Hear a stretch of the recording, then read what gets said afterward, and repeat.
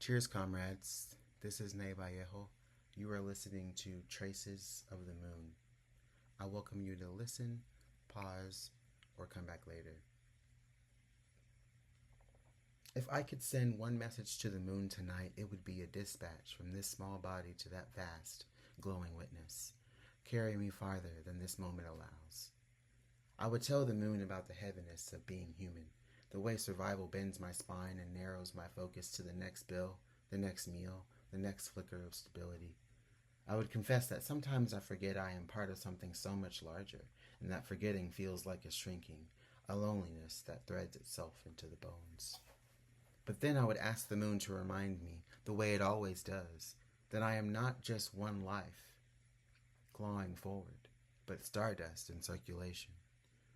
My blood holds salt water from ancient seas. My breath carries the remnants of trees older than memory. My heart beats in rhythm with countless others, even when I cannot feel them near.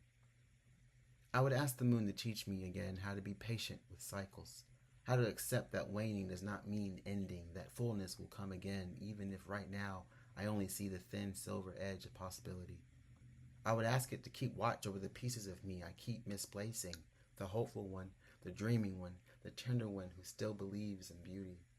I would imagine the moon as a kind of courier, carrying my message beyond the night sky, across galaxies, through streams of light, past worlds I will never touch. Maybe, in some distant place, my words would arrive as a gentle pulse, a reminder to another being that they, too, are not alone, that survival itself is evidence of brilliance.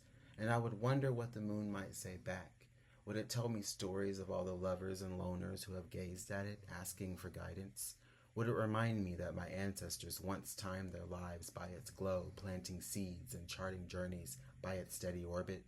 Would it tell me that even when clouds obscure its face, it is still there, unchanged, still shining, still moving with certainty?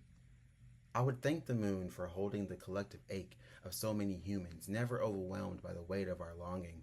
I would thank it for keeping secrets, for being a witness to both grief and joy, to survival and to dreaming.